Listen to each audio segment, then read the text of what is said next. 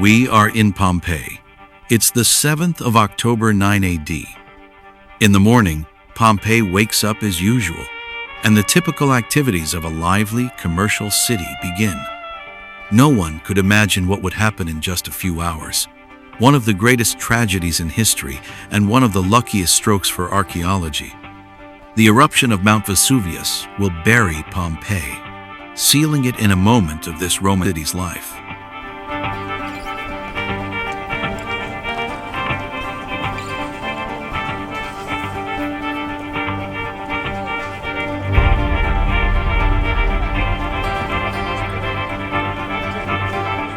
On the morning of the 24th of October, the people of Pompeii go about their usual daily lives, busy and full of varied activities. The city's artisanal and commercial spirit is evident in the many trades at work. Weavers, carpenters, masons, artists, including painters and mosaicists, merchants, goldsmiths, potters, and blacksmiths labor on, unaware of the fate that awaits them.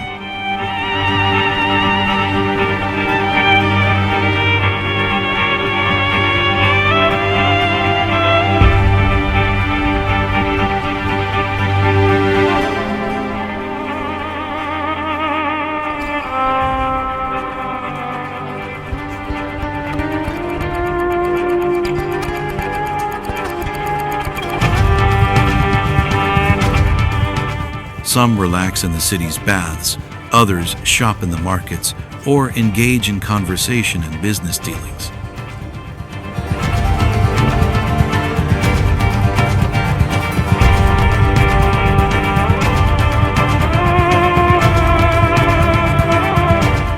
For the people of Pompeii, Vesuvius is a friendly mountain. They don't know that within it lies a volcano, one of the most dangerous in the world. On its green slopes, vines are cultivated, producing a wine that, while not exceptional, is exported throughout the Mediterranean.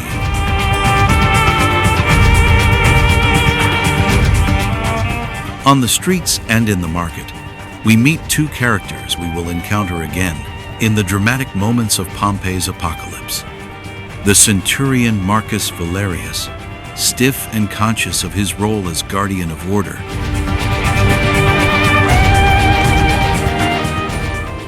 The other character is Livia, the daughter of Pompeian freedmen of Middle Eastern origin.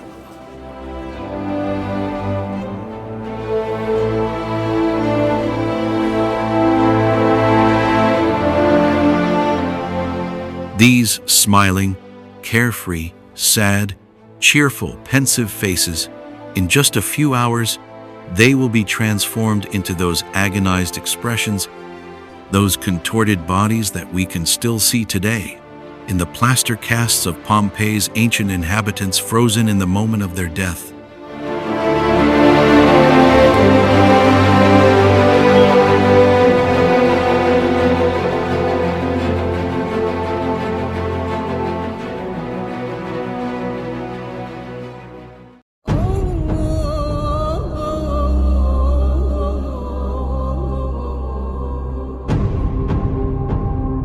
Ecco il Vesuvio, poc'anzi verdeggiante di vigneti ombrosi.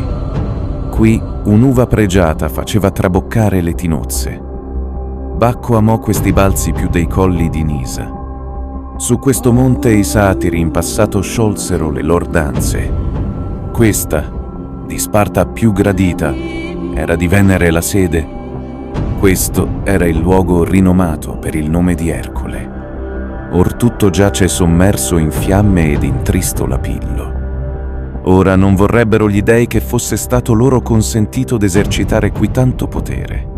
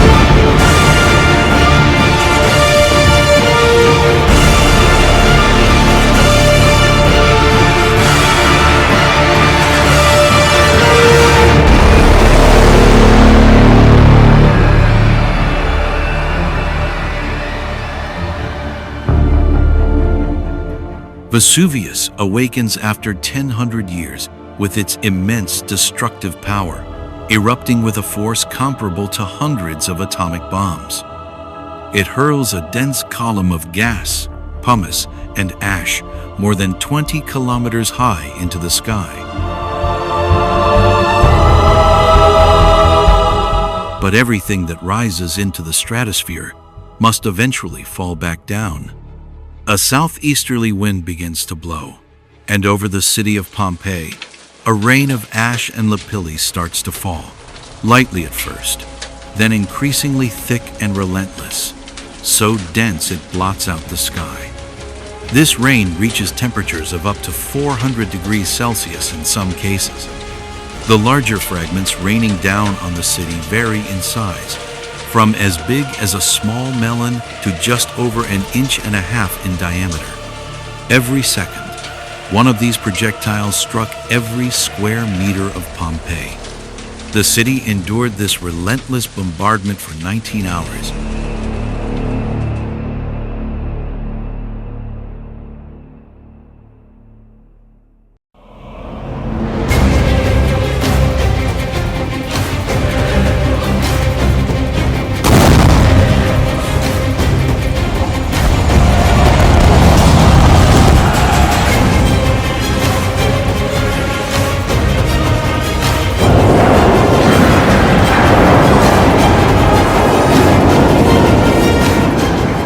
The lava bombs begin to rain down on the city with devastating force.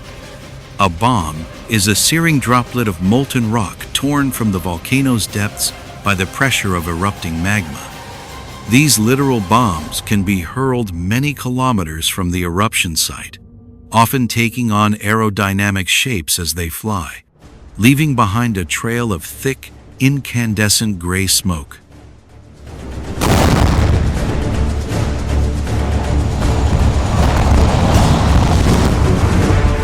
Their relentless barrage strikes Pompeii, unleashing destruction and igniting fires that spread through the city, fueled by the wind.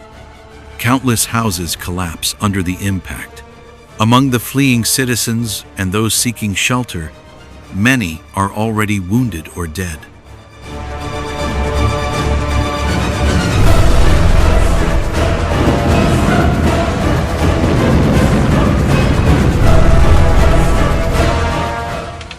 In a desperate attempt to escape, swarms of people rush chaotically toward the city's exits, using any means possible.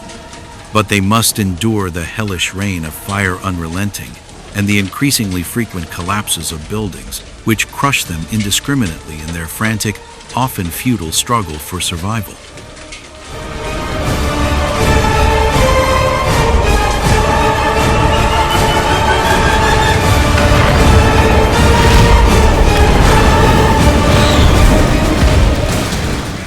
The sky above Pompeii is almost completely dark, blotted out by the gray eruption cloud and the endless rain of ash and pumice. To the south and west, terrified citizens can see a faint line of light on the horizon, like dawn or dusk, even though it is only midday on this catastrophic day.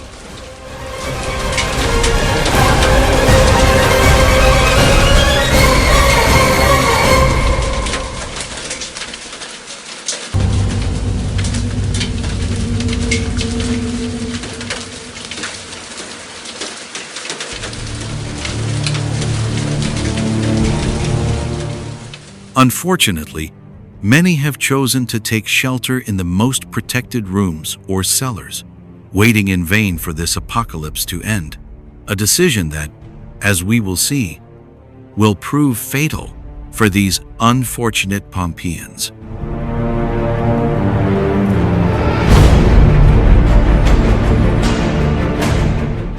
The sea, which this morning lay still as a mirror, suddenly churns into a raging storm.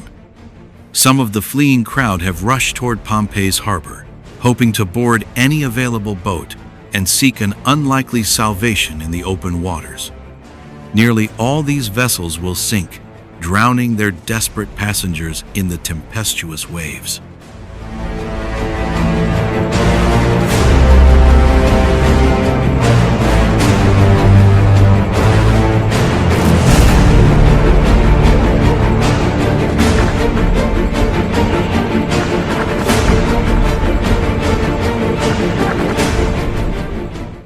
layers of pumice and lapilli quickly accumulate on roofs and in peristyles. Ceiling beams begin to creak ominously, while the sound of shattering roof tiles forms a sinister chorus. The building's stability is further undermined by continuous tremors from relentless earthquakes, both small and large, causing furniture and furnishings to scatter and break apart. As collapses begin throughout the city, those who sought refuge in what they believed were the safest rooms, basements or cellars, now listen in terror to the sounds announcing the increasingly imminent failure of structures around them.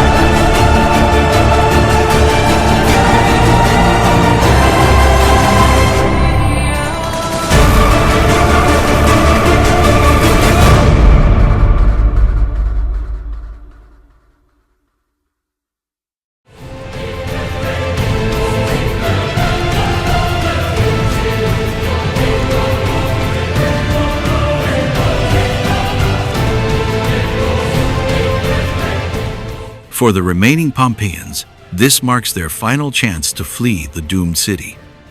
The eruption now expels 100,000 tons of volcanic material every second, the plume towering 30 kilometers into the sky, nearly 3.5 times the height of Mount Everest.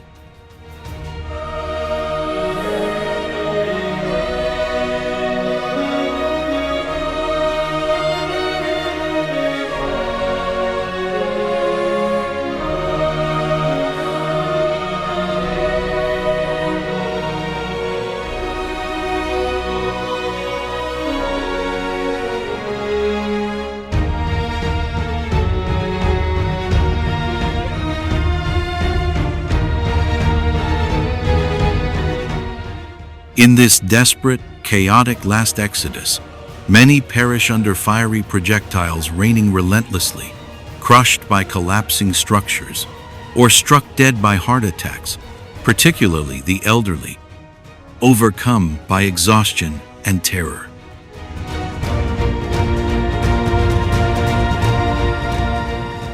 Centurion Marcus Valerius, his face etched with grim determination and body coated in ash, stands as a seasoned commander accustomed to discipline, yet nothing could have prepared him for this cataclysm engulfing his city.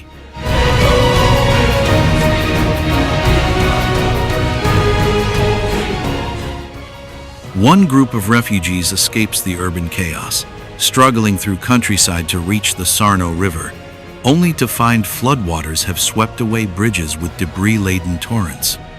With escape routes severed and fording the raging river impossible, they retreat toward the city, seeking doomed shelter in countryside villas along their path.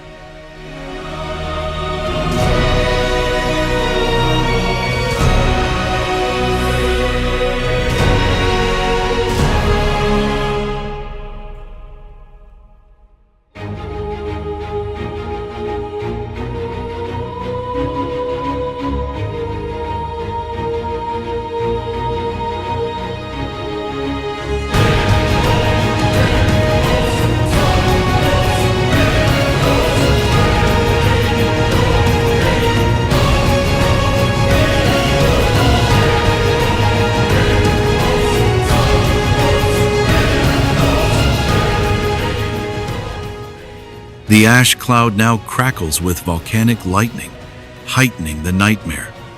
as Pliny the Younger would later recount in his famous letter to Tacitus. Meanwhile, Mount Vesuvius was blazing in several places, with spreading and towering flames, whose vivid brightness the darkness of night rendered more striking.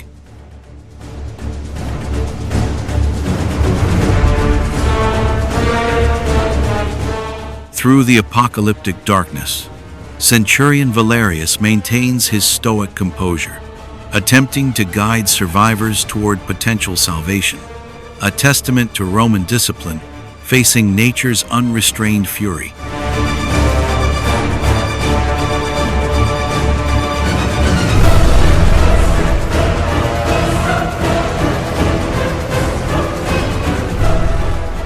The relentless rain of ash mixed with volcanic debris continues to fall upon the city in staggering quantities, piling ever higher in the streets, making movement difficult, let alone running for what has now become an impossible salvation.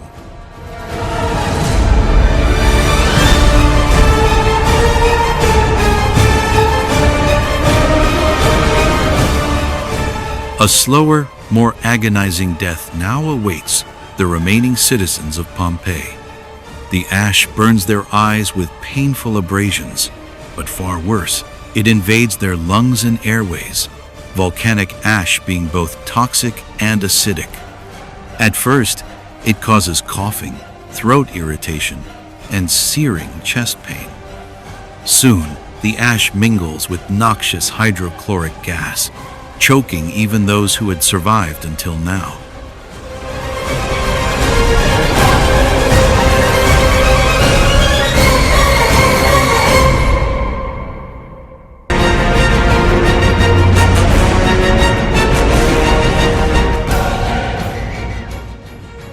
Livia wanders, lost, through the shattered city. By some miracle, she has endured this long. We will never know if she makes out alive. The centurion turns, staring at the mountain, consuming everything in its path. He knows he cannot afford to falter.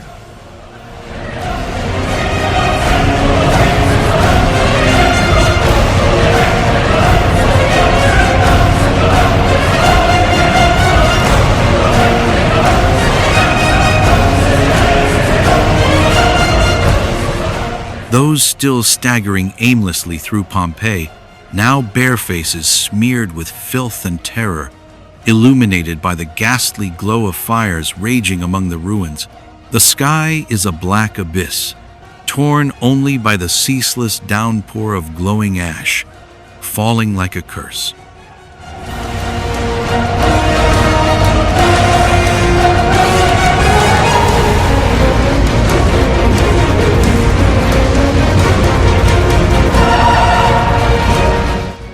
Every attempt to lead his group to safety has failed. Exhausted and broken, Marcus Valerius surrenders at last to his tragic fate.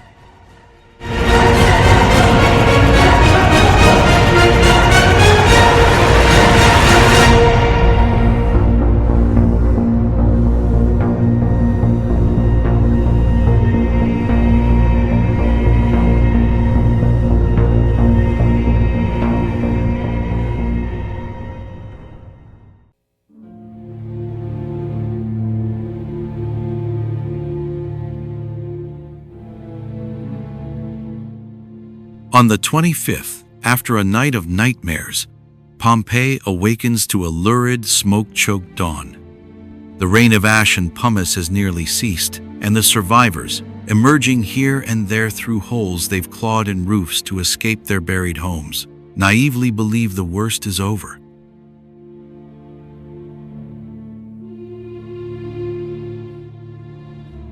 Yet at this very moment, the volcano's fury escalates, ejecting 150,000 tons of material per second. The ash column now towers 33 kilometers above the crater, so dense it can no longer mix with the rising air. It begins collapsing downward, forming a deadly pyroclastic cloud.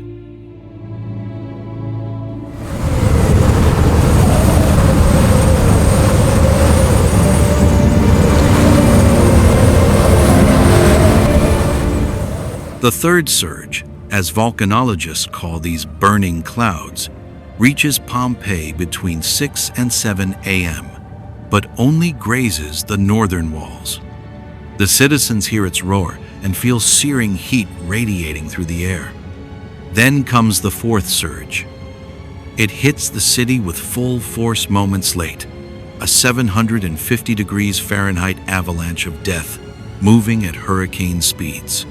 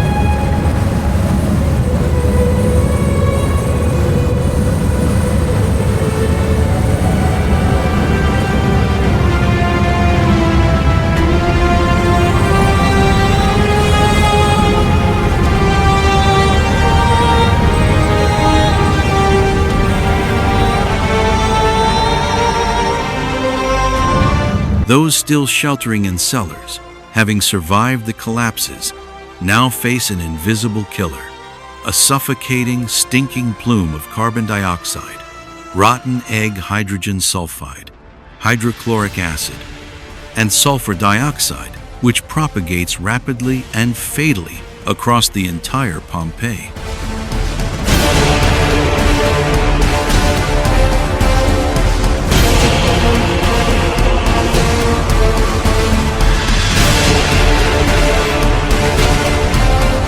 What awaits these last survivors isn't instant death, but agonizing death.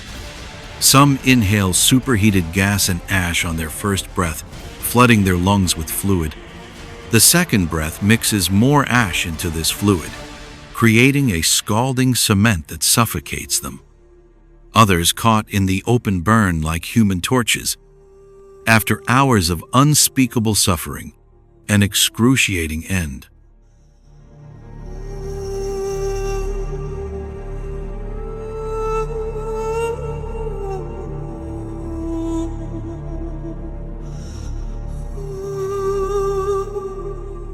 Then, silence. No more screams. No more pumice ticking like hellish rain. No fear. Only Pompeii's eternal quiet remains.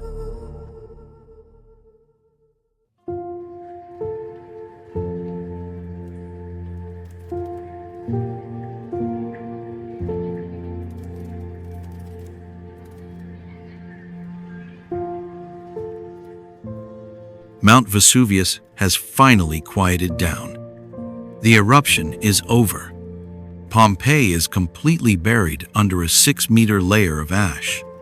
Only some of the tallest buildings, doors, columns, and towers remain visible, jutting out like ghosts from the blanket of volcanic ash.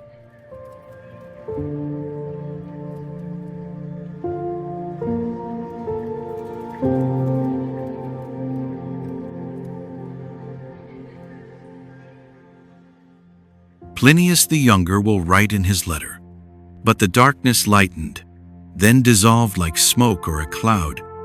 At last, true daylight came. The sun shone, though dimly, as during an eclipse. And then, before our terrified eyes, everything appeared changed, covered in a thick layer of ash, as if by heavy snowfall."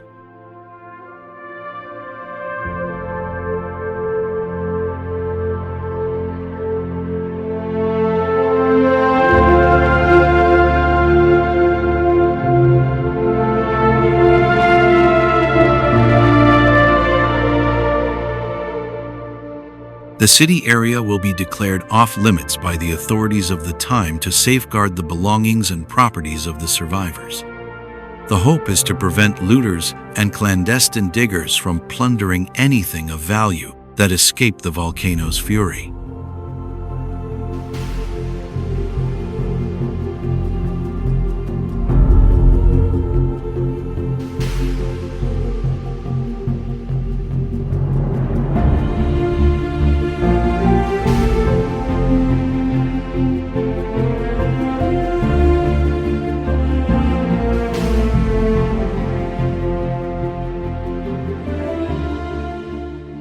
In the years to come, nature, as always, will take over. Where Pompeii once stood, the fertile ash layer will give way to a dense pine forest.